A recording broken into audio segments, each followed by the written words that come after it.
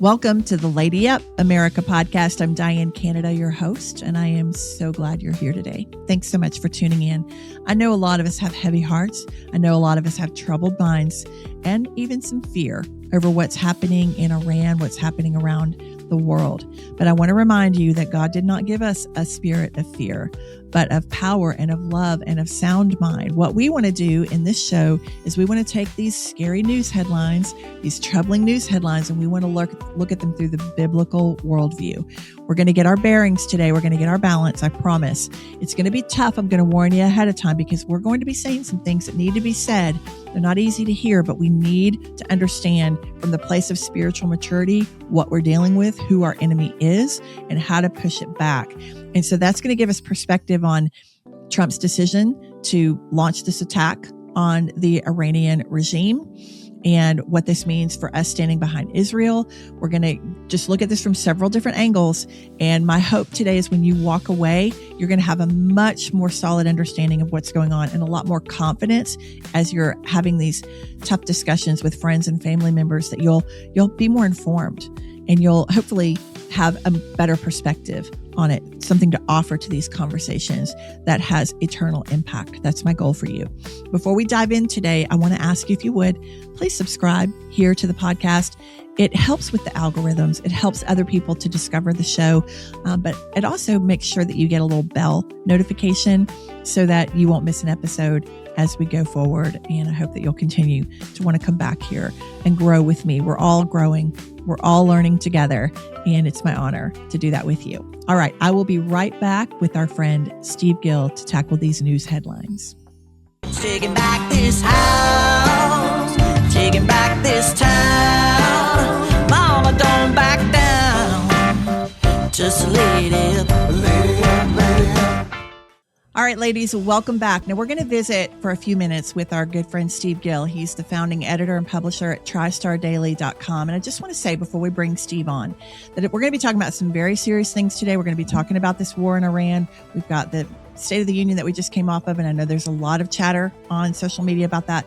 We want to make sure we're getting our news from somebody who not only that we can trust, which we can trust Steve Gill, but also from somebody who's got perspective, who's been following politics for a long time, who's been actually in that machine for a long time, and also does a lot of international news commentary. So he's talking regularly with all of these other countries and getting their perspectives and bringing that back to us. So we're really blessed to have him here on this show. Please welcome our friend Steve Gill. Hey, Steve. Good morning. Thank you. Good to be with you. Thank you for being here. All right, Steve, we have to start off with this war in Iran. That's top of mind for all of us, of course. I'm just going to let you have the stage and tell us what's going on. Well, I think it's interesting. You have some of the leftists that are out, marching in the streets, holding up their pre-printed signs. Interestingly, the same signs that also appeared simultaneously in parts of the rest of the world. Hands off Iran, Yeah. Stop the war. Keep in mind that during the 2-hour snatch of Maduro in Venezuela, a week later, you had the liberal Democrats, whack jobs, marching in our streets here in the U.S. protesting, stop the war in Venezuela, bring our troops home. There weren't any troops there. The war lasted 2 hours, and they've kind of done the same thing here. Now, this is going to last a little bit longer, and has already lasted a little bit longer. But the American precision in taking out the top leadership, and it's continuing. Even as of yesterday, they were gathering the 80 or so top mullahs to elect yet another new Ayatollah, and the Israelis bombed them and killed most of them. So you're seeing kind of this, knocking out the top leadership, and then the replacement leadership, and then the replacement leadership. Also, the Iranian Navy had about 11 ships in the Gulf of Oman. There are now 11 ships that are at the bottom of the Gulf of Oman. So again, the success militarily cannot be overstated, and the the tragedy of a handful of American soldiers and others, civilians in the Middle East who have been killed is tragic. But when you look at the numbers compared to the numbers of the vile, evil, despicable Iranian leadership that have been killed, war is not completely clean, but boy, this is about as clean as you could possibly ask for at this point. Now, President Trump is saying he expects that it may last another 3 or 4 weeks. We will see. how long the Iranians can continue to strike at their neighbors. Qatar, which is one of their staunch allies, is now launching attacks. You have Greece that's stepping in to protect the Brits because Keir Starmer and the Brits fail to stand up and be part of the coalition of the right in this case. And I think that we're seeing that NATO is somebody we cannot depend upon, whether it was France's waffling and weaving, whether it's the UK, whether it's Spain saying, no, you can't use our bases, get your planes out of here. Those who have been questioning whether we can depend on NATO being a reliable ally and partner are seeing for themselves now. In this case, it's revealing a lot of truth as well. I do think that the real challenge is the Trump guidelines of what they were seeking are very clear. They want to make sure Iran does not get nuclear weapons. The fact that Iran is attacking their neighbors, attacking civilian targets like airports and hotels and civilian locations in the wake of the attack by Israel in the U.S. proves they should never not only get nuclear weapons, but any other kind of offensive weapons. So the top priority for Trump was to make sure they did not get nuclear capacity. Second, it was to degrade, if not eliminate, their ability to have long-range ballistic missiles that give them the capacity to reach Berlin and Paris and London and U.S. sites throughout the region and beyond. And then third is to make sure that they don't have the capacity to continue to fund the terrorist activities around the world, Hezbollah, Hamas, the same activities that have killed Americans throughout the world and others throughout the world. So those were the three top priorities.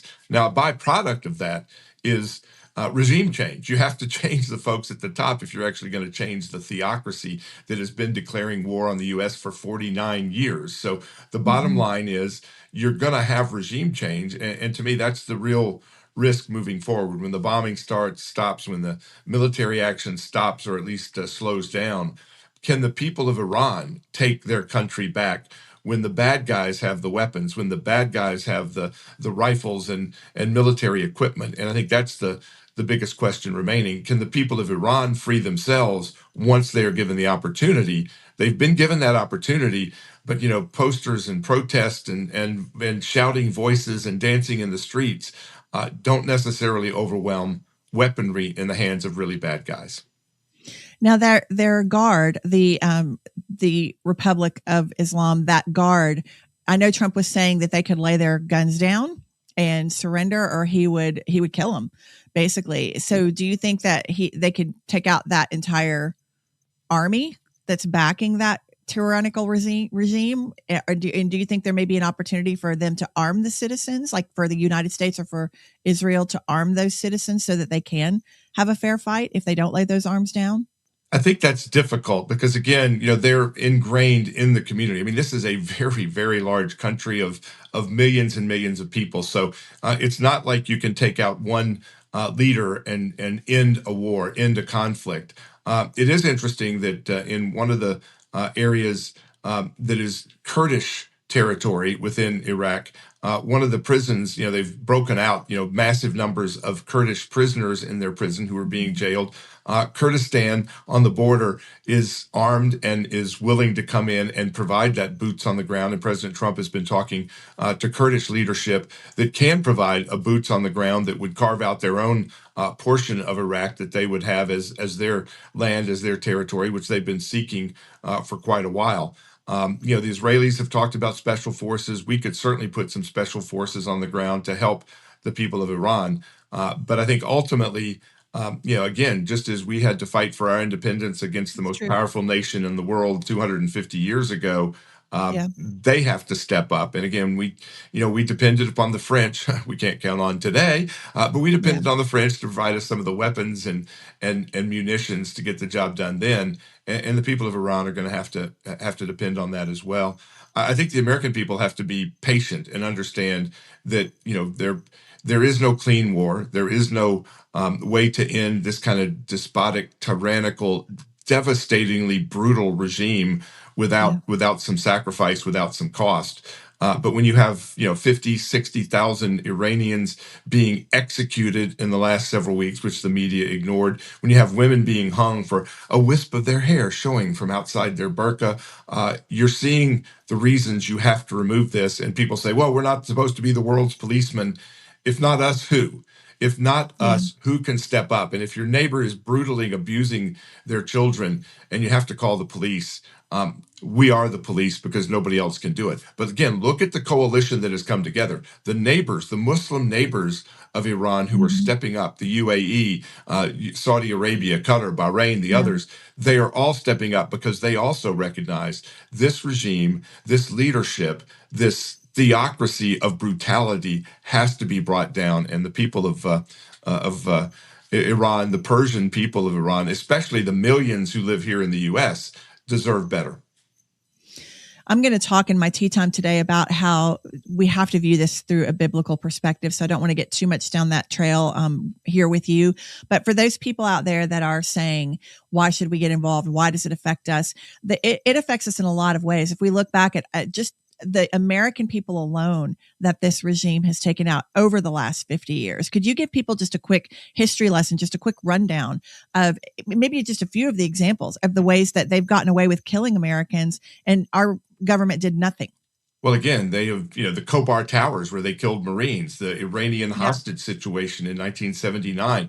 I mean, this is a track record of brutality, not against their own people alone, but against those in the rest of the world. They've funded the most diabolical and vile terrorists, Hamas, Hezbollah, and others around the world. So their regime has handed out death, not just within Iran, but throughout the world. And keep in mind, the big challenge we have when we do regime change is so often we replace a bad guy with a worse guy. That's been a lot of our track record. And we have to be very careful when we see a regime change that is precipitated by our actions of are we getting a better result than was there before. I mean, I think you could look at Gaddafi in Libya and question, did we do them right? Bashir al-Assad leaving Syria, have they done better with Bashir al-Assad gone and another replacement? So do we replace a bad guy with a worse guy in this case? I don't think that's possible. But I do think that that's a challenge. But keep in mind that it was our actions that removed the Shah of Iran 47 years ago. The Ayatollah flew in from France, where he was living, on Air France, and landed and took over this country. So again, when you look at the way we remove people, the same thing happened in Ukraine. We removed elected officials because we deemed them too close to Russia and replaced them with folks we thought would be more close to us. And that's how we got Zelensky, who is this, horrible leader, costing lives of his Ukrainians while he puts money and millions into his own pocket. We do a bad job when we do regime change. That is not the intent or purpose, I think, of what Trump was doing here, but a positive byproduct of this, I think, will be and can be if we restore, peace, tranquility, and freedom to Iran through a new leadership that is, I think, taking place and will take place. Do you think there's a chance the Crown Prince will come back in? Because I know a lot of the Iranian people are chanting for him. Well, I think that's the likely result, but at least he's saying he wants this to be like a transitional process. Again, let's put the power into the hands of the people, something that we hear so much about, from the Eastern, the European Union and NATO. Oh, you should have sovereignty. You should make your own decisions. Well, let's let the people in Greenland make that decision. Let's let the people in Eastern Ukraine make that decision of whether they want to be a part of Russia or part of Ukraine that's been attacking them for a dozen years. Let's let the people of Iran make the decision of their future, not necessarily have it imposed upon them by either the West or other adversaries of the West, whether it's China, Russia, or anybody else. Let's let the people decide, but let's have free, fair, honest, true elections where they're not fearful that they're going to be executed if they speak out or do the wrong thing. I think it's great that he's taken out the second string and the third string of that leadership. I hope he continues. Is that why they're thinking it's going to take a couple of more weeks to do, because they're trying to get them all? President Trump has said, look, we thought it was going to take 4 weeks, but they got rid of the top 40 or 49 guys immediately. So they're way ahead of schedule, and I think that's continuing. Again, the kind of death throes of Iran, firing their ballistic missiles into airports and civilian targets throughout the region, again, demonstrates why they have to be taken out. They have to be completely removed, and their capacity to attack others and kill within their country has to be removed. And sadly, you've got our so-called allies, whether it's Keir Starmer in the UK, whether it's Spain, whether it's France, whether it's the UN, NATO. They are on the sidelines. So again, when they ever ask for our help again, we need to ask ourselves what's our best interest, because we can't count on them. And I would point out again, as we celebrate our 250th anniversary of independence from Great Britain, Keir Starmer, their prime minister, is reminding us, man, we made the right choice. Absolutely. We sure did. We sure did. And you're right. We were a ragtag bunch. We had to fight for our freedom, and every country has to do that. They appreciate it a lot more too when they fight for it. I love that Trump, he's like a Patton. He's just got that heart of, he's just got he's got the cojones, as they would say, to go in and actually do this. Well, and Marco Rubio is again showing himself to be, I think we talked before, the best Secretary of State we've ever had.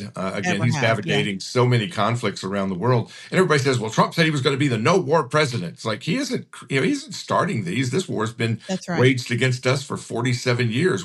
He's ending wars. He's ending wars that others are precipitating. He's ending wars that have waged for a long time. Same thing with the tariffs. People say, why did he start a war on tariffs? It's like, we've been the victims of tariffs from other countries for decades. He responded, he fought back, and we're seeing the benefits of that as well. So again, I laugh at some of the criticism because it is so unfounded, and the propaganda from the Iranians. They are now holding their press conferences in schools and hospitals because these cowards are hiding behind human shields, the sick, the elderly, and children. This is who we are fighting, and again underlines why they have to be ripped out by the roots.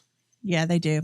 And one last thing I'll say on that before we move on to the next news topic is, just like we had to step in during the Holocaust, there are times when you have to step in. There are just times you have to. 40, 50,000 people that they've massacred over there. And again, they declare war on us every day. They're in our own country. We have sleeper cells within our own country that can be activated with that regime continuing to be in power. We can't afford the risk. And if we maybe would have stepped in sooner during World War II, we could have saved thousands, millions of lives potentially there too. So get over it, America. Sometimes we got to step in. The default setting of America from the very beginning, with George Washington warning of foreign entanglements, our default setting has always been isolationism, to say, look, we're going to focus on us. You guys handle the rest of the world.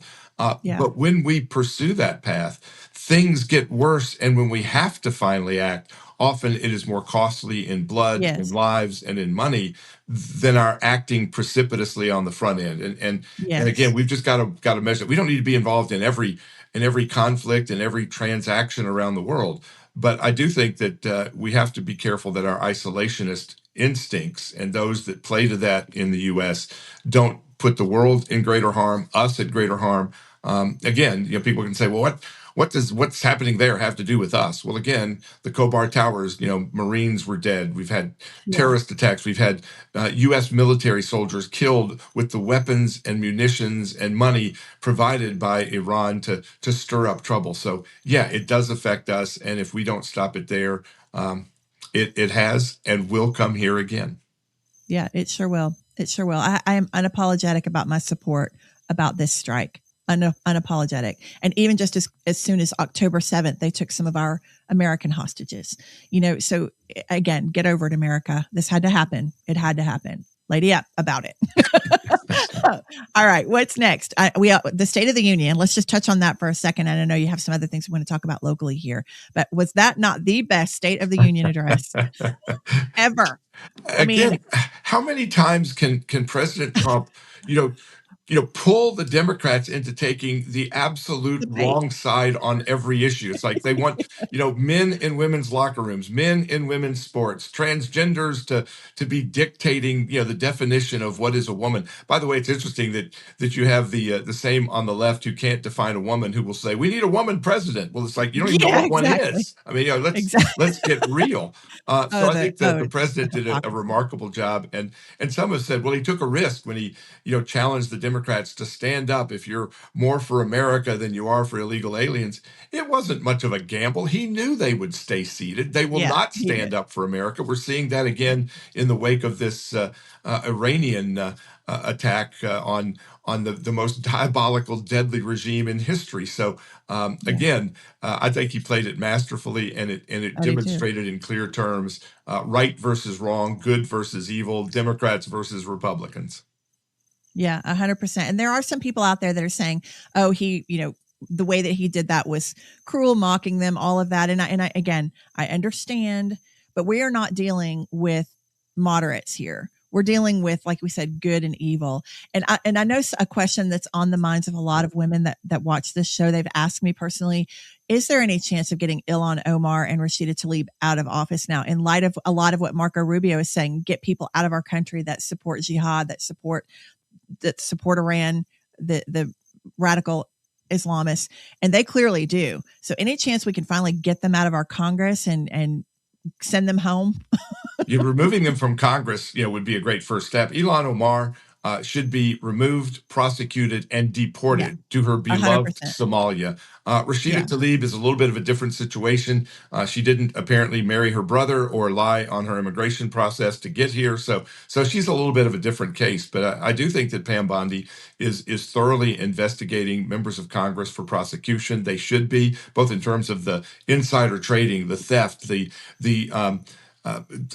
treason that they engage in. I mean, you've got members of Congress, Democrats, who were literally sleeping with the enemy, sleeping with Chinese spies, and yet also, leaking information. One of the reasons you can't tell most members of Congress about a strike on Iran in advance is because they're going to quickly go tell the enemy. Again, we have traitors in our midst, and Elon and Rashida Tlaib and a whole host of others are just at the top of the list. I am hopeful, and I hope that we can, mainly at the ballot box. Now, again, some of these areas are so beyond hope that they're going to continue to elect the most insidious, evil people to represent them because they are so ignorant or so propagandized that they can't see or recognize the truth.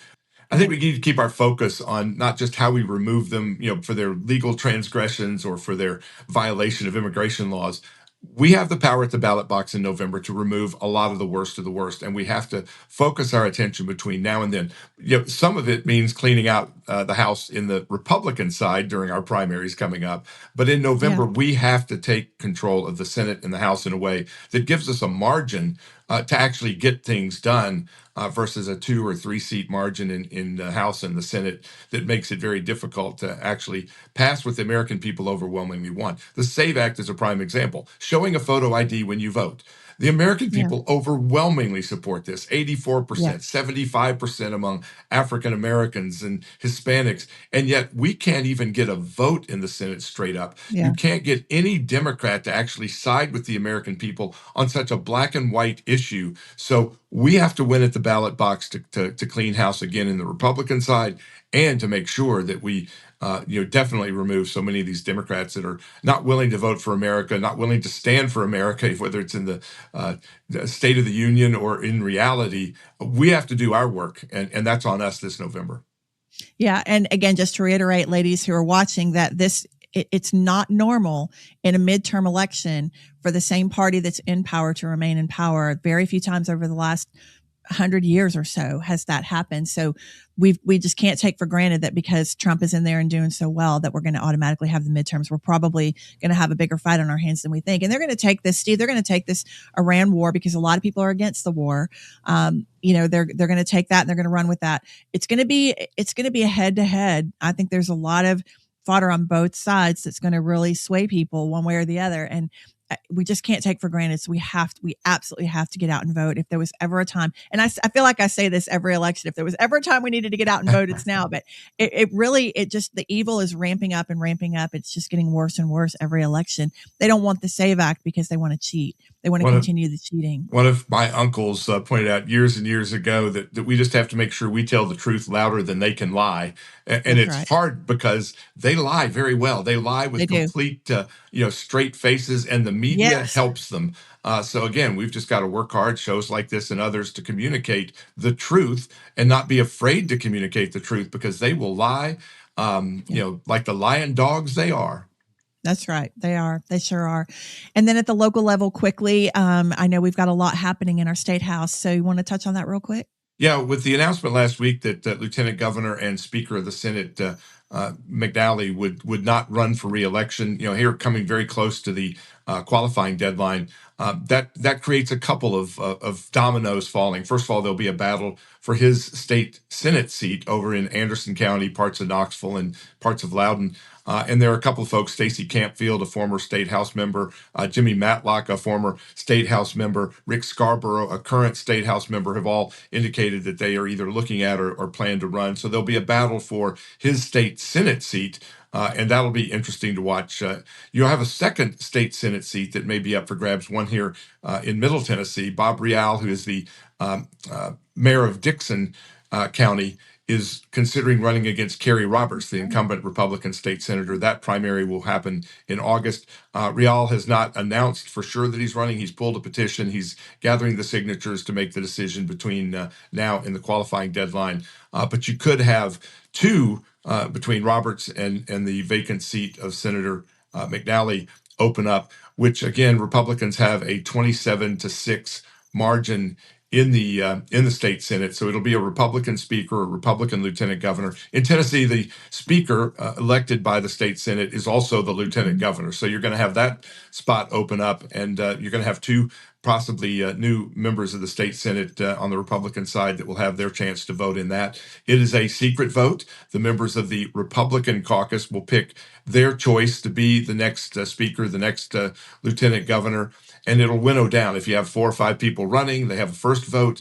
It pairs down until you get to a 2 final, and then the winner in that head-to-head becomes the next speaker, the next lieutenant governor. Again, the Democrats will have a chance, I guess, to vote, but they're going to be so overwhelmingly outnumbered that Republicans will essentially choose that. The 2 front runners are Jack Johnson, who's the current majority leader from Williamson County, and then you have Paul Bailey, who's a state senator from over in the Upper Cumberland. Both of them have very strong support. Paul Bailey has said, I am running. I am seeking the spot. Jack Johnson has told me that he is going to focus on his job right now and get through the legislative session and make a decision at some point. I don't think there's any question that he will, in fact, seek. Yeah. So you're going to have a pretty good battle there between those two. And then they will elect a new majority leader, because if Jack Johnson runs for the lieutenant governor spot, which I expect him to do, then you're going to have a battle for that. Dawn White in Murfreesboro, Rutherford County, is interested in that. You also have another state senator. I've just drawn a blank on the name on the other state senator who's looking at that, who is in the last 2 years of his term is interested in that seat as well. So you're going to have a battle there. Ken Yeager. Ken Yeager, who is one of the leadership now, that would open up his spot as well. So you're going to have the caucus chair opened up. You have Brent Taylor, who's a senator from Memphis, who's interested in that. So you're going to have a lot of moving pieces that are going to go on in the process just within the legislature, in addition to what's going on out on the campaign trail. Yeah, there's a lot of good candidates. I think Jack Johnson will. I agree with you. I think he will run for that lieutenant governor position, and him being the current Senate majority leader, that will open it up. It's going to be interesting with so much, and with the governor's race this year with Marsha Blackburn and John Rose, and we just have a lot.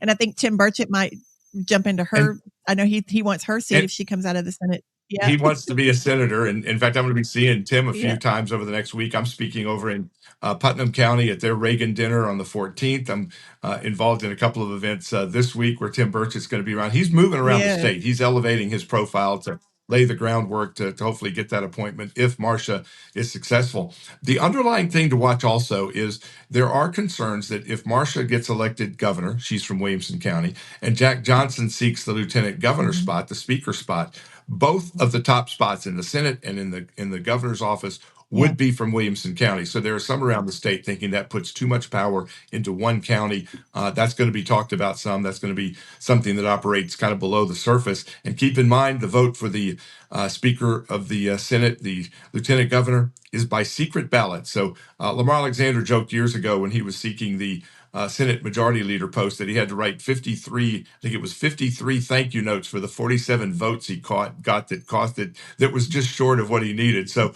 again, you may get a lot of promises from folks of, I'm with you 100%. And then when the votes are counted, You don't know who, but you know some didn't live That's by their right. word. And I just want to send a shout out to down in Williamson County, the mayoral race that's going on down there is between Andy Marshall and Mary Smith. And I'm having the privilege of working with Mary in a consulting capacity on her campaign right now. And so really want to just put her at top of mind for people who live in Williamson. And please consider Mary.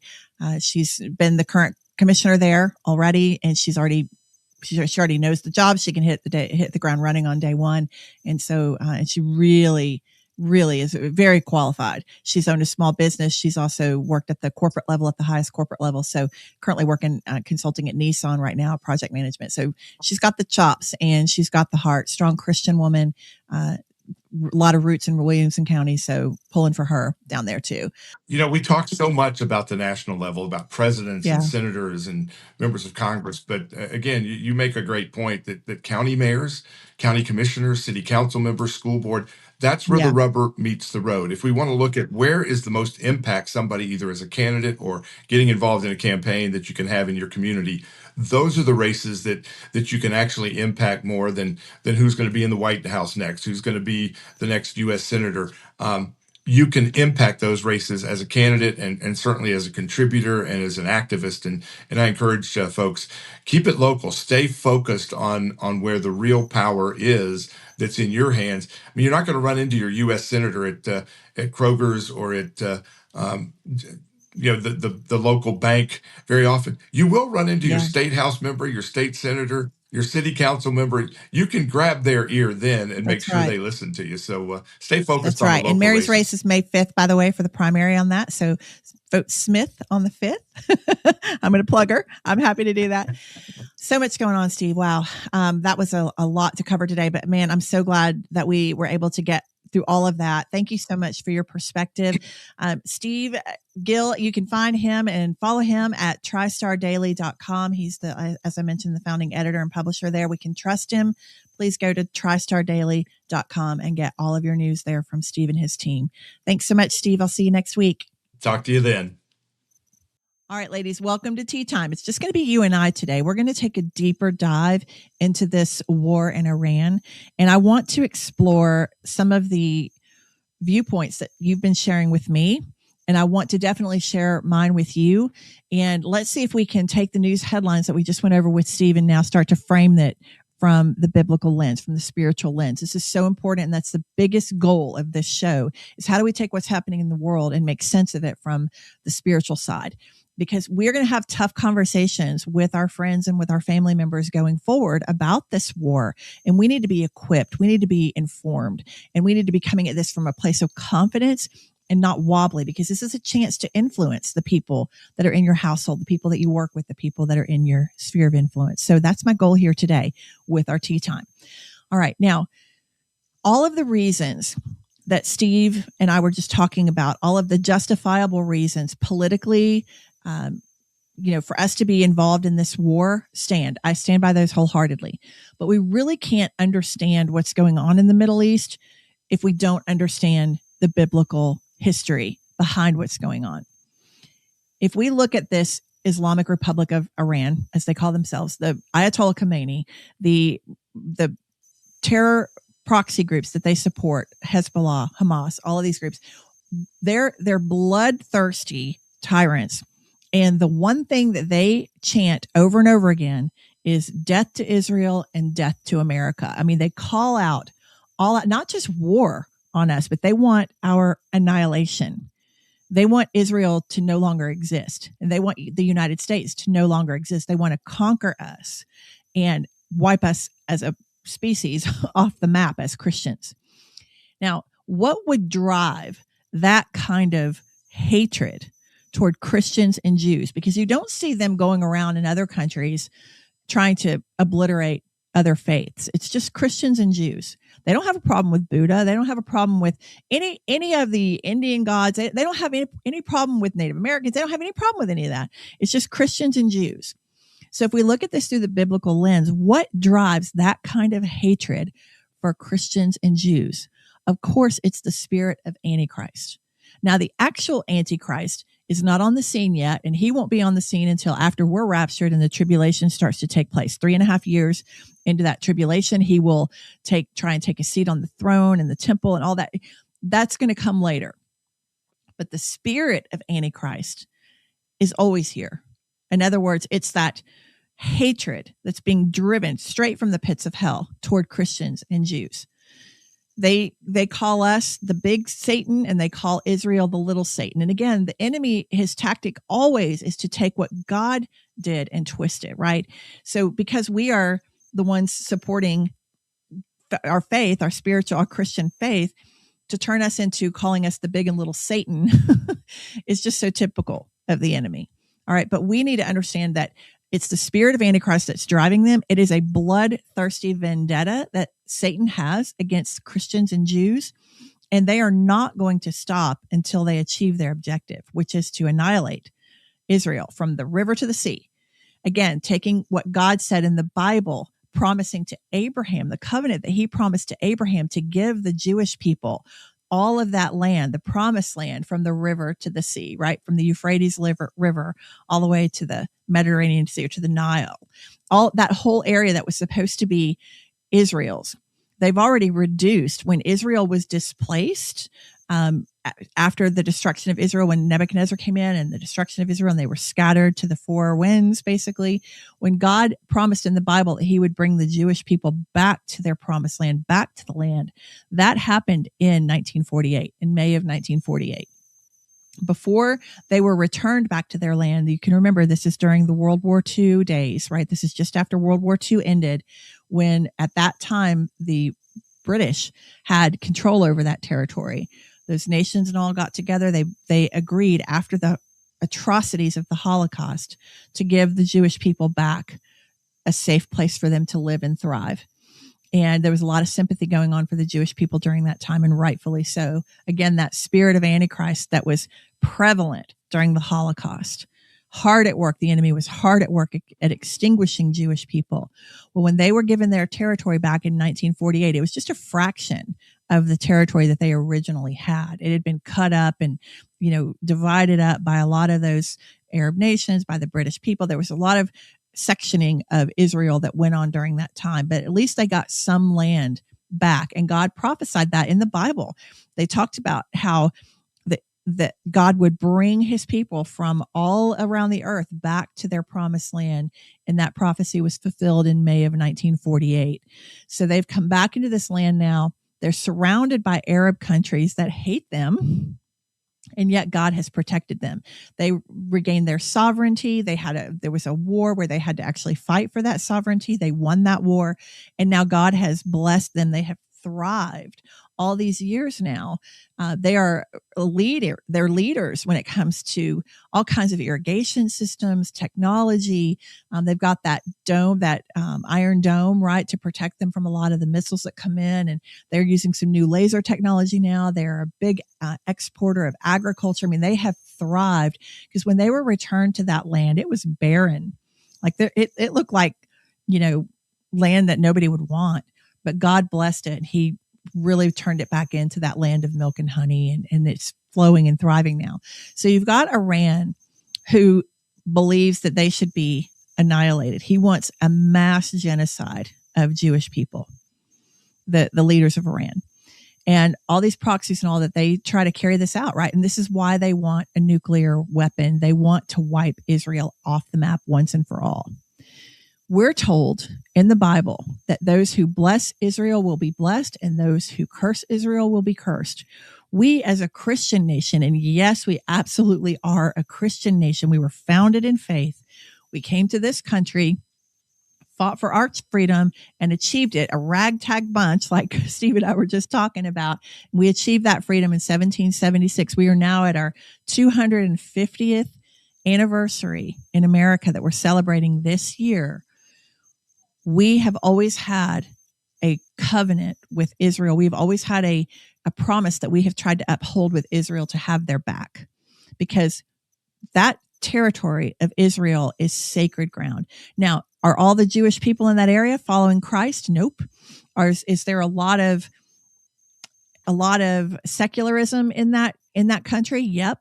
Is there even blasphemy in that country and a lot of LGBTQ stuff that goes on in that country? Yep. Just like here in America. Just like here. Our country has, in many, many ways, has drifted so far from God. But God still, we still have a remnant of Christians here, right? We still have a lot of Christians in this country that God is holding back his wrath for us because of these praying Christians. Same thing in Israel, I believe. God has a covenant with the Jewish people. There's a hedge of protection around those people. And a lot of them are Christians that have converted. They are Messianic Jews. So there is a blessing that God has put on both of our countries, on Israel and the United States. Doesn't mean we do everything right. Quite the contrary. And if you look back through the Bible, very rarely did generation after generation, if ever, always follow God. But it didn't remove God's hand of protection from those generations. If there were people there that were praying, if there were people there that were fighting and intervening for those that were doing wrong. Yes, wrath came in some places. Yes, there were famines. Yes, there was suffering. Yes, there was slavery. All these things that took place. But on the whole, God has never removed his protection from Israel as a whole. And so we look at, and same for America. Now, we have a president in office now who is not a perfect man, but name me one biblical character who was real. I mean, not just a character, but I'm saying maybe one biblical hero that was perfect. David, the Lord loved David because David loved the Lord. David had a heart. He said David was after his own heart. But David ended up committing adultery. He murdered someone. I mean, this is not a perfect person.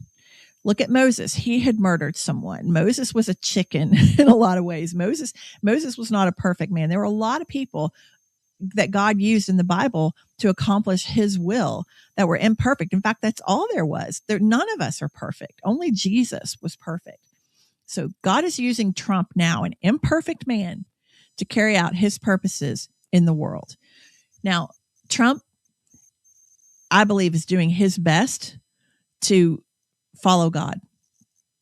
He's got a prayer council up there that pray over him regularly. The people in his cabinet, I know several of them personally before they were actually serving with Trump. And I can tell you 100%, they are Christians. They are seeking God.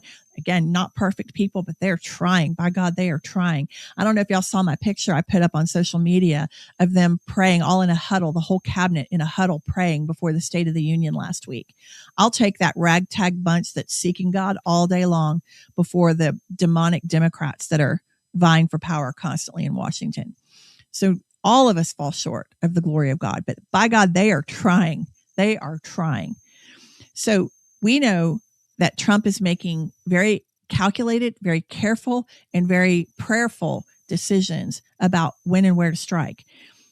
This Iranian regime that has wreaked havoc, when they took over in 1979, it was 47 years ago, they completely changed the entire culture of Iran. Before that, the Iranian people were very much like us. I mean, they didn't wear these, what do they call them, hijabs or whatever. They didn't wear these over their heads, these women. They were very much dressed very much like Americans did. They had a lot of freedom to move about. There was a lot of culture that they had. It was a beautiful country. People wanted to come there as tourists. It was a beautiful, beautiful country. And then this horrific regime came in that oppressed them under Sharia law. And now I'm telling you, if you knew what goes on in that country, I'm sure none of us really want to know. But the torture, the heinous things that are done to women and children in that country, your jaw would be on the ground if you knew. They can marry young children like as young as 6 years old and start to, be intimate with them at age 9, I think it is. It's totally okay for them to beat their women. Totally okay for them to hang. Like Steve was just saying, they can hang a woman if any part of her body is outside of that covering that's not supposed to be. I mean, it is unbelievable what they do. There are things that they do to women sexually that are, I just can't even say out loud. This is an unthinkable act of torture that they impose on their people. And we as a country, women in this country are just on the left, the liberals that are ushering these people in, like by bringing in people like Mom Donnie and all that and saying, oh, they're peaceful. Oh, don't be an Islamophobe. Oh, they don't want war. They just want peace. Let me tell you something. Those women are just plain ignorant. They have no idea what they're ushering in. And this is the methodology of conquer in the Islamic world. There's a former Muslim man that is now a Christian, that is a pastor. And I've been studying him a lot, he and his wife, and I'll put the link in the show notes. I can't bring his name up right now, but he and his wife have become very, very popular all around the world, but here in America for sure. And he's taught me a lot about this. And he explains that in this Muslim culture, in Islam, by the way, is a political ideology. Islam and Sharia law are the way that they carry out the Muslim faith.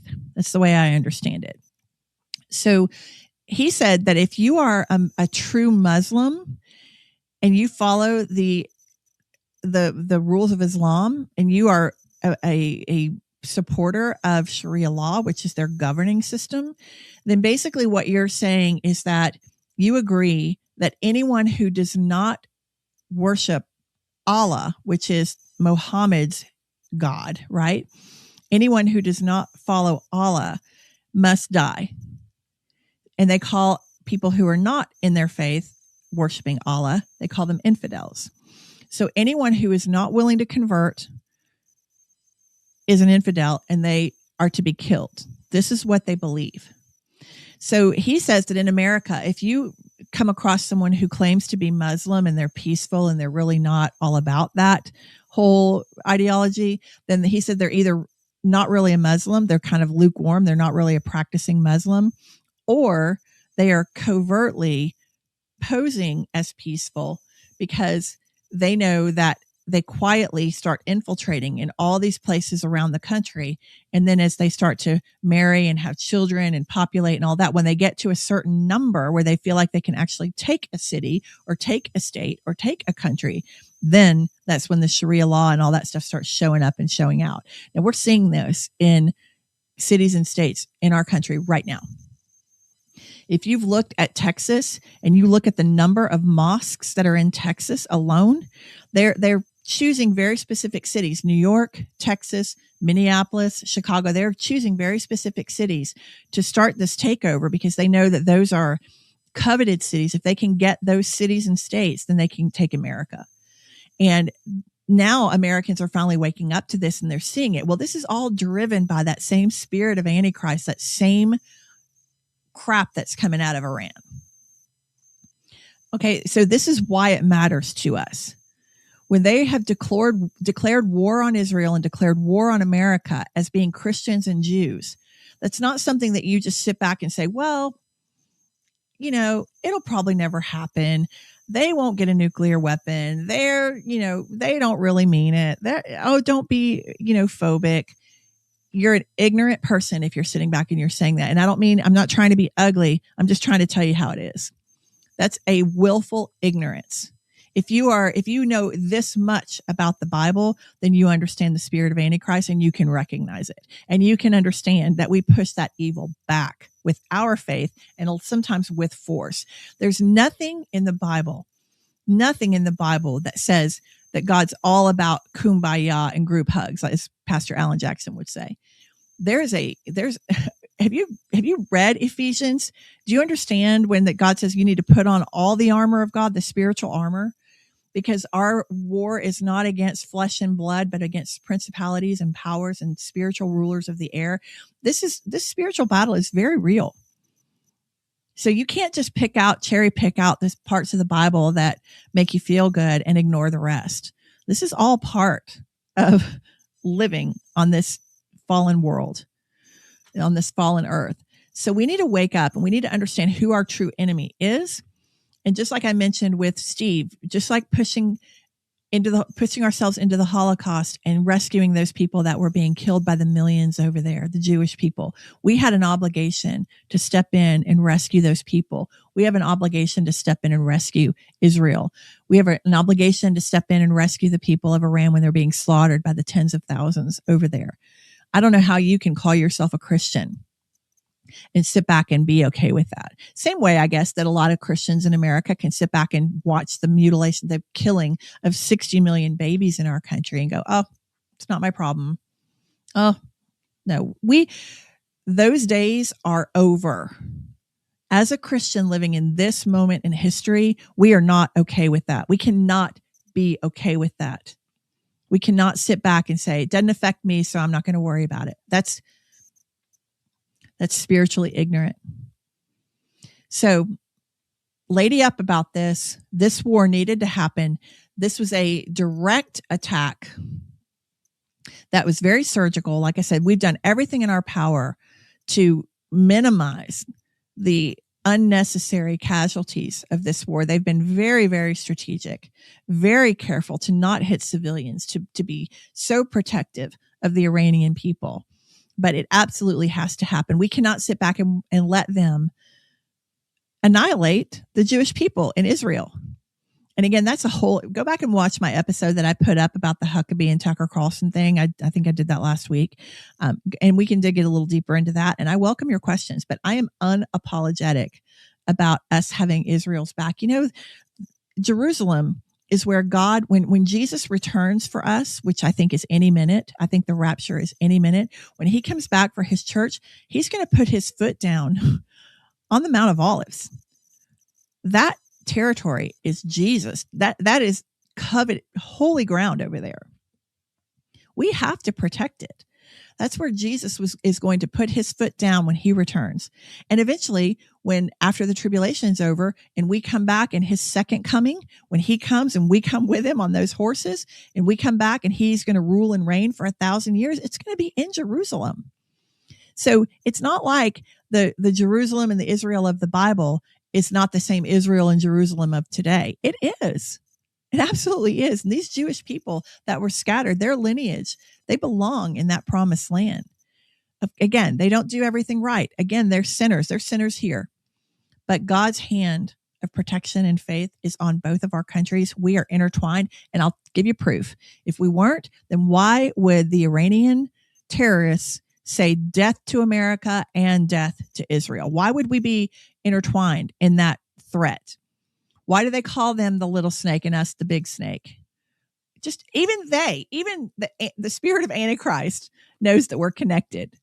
So you cannot disconnect us and call yourself an educated Christian. You just can't do it. So we've got to support Trump's move to take out that terrorist regime. I support it, again, unapologetically. I hope you will too. Do not back down on this. And I welcome you to put comments. I welcome you to send me your emails. Happy to read them. Happy to respond to as many as I can. But Trump is in the right on this. 100% this regime needed to be taken out. 100% these people deserve to be liberated. And 100% we stand with Israel. Ladies, I want to take a quick time out here. As we're talking about spiritual maturity, I want to invite you into something that's helping me grow in mine, and I think that would help you grow in yours too. I'm a member of something called the Heart Posture Collective, and this is a community of faith-based people who their whole goal is to grow up in their faith. Their whole goal is to connect with other believers that are on that same journey of growing in their faith. This is created by my friends Trisha and James Fenimore, a married couple that have so much wisdom and so much to share. They are counselors, Christian counselors, but also very, very wise in the ways of the Lord. They're real people who came out of real struggles. Trisha came out of alcoholism and addiction, and she's now one of the top Christian influencers on social media. Her husband, James, is just an incredible guy who is really the support behind her, but has so much to share too. So come join me in the Heart Posture Collective, and let's grow together. And come see all the things, all the resources that are available to you there. This is our time, church. This is our watch. This is our time to make sure that we're maturing in our faith and we're not staying on the milk. We're getting on the meat. All right. I will see you in there. The Heart Posture Collective. Check the show notes for all the details. All right, ladies, I hope this has been helpful for you today. I hope you're walking away today feeling some aha moments, feeling like, oh, okay, now I can connect the dots. Now I understand why this war is important from many levels, from many angles. I hope between Steve and I that you maybe learned something new today that will help you when you're attempting these tough conversations with the people that you know and love. Continue growing, continue learning, and I will see you back here next week. Lady up. Taking back this house, taking back this town. Mama, don't back down. Just a lady up, lady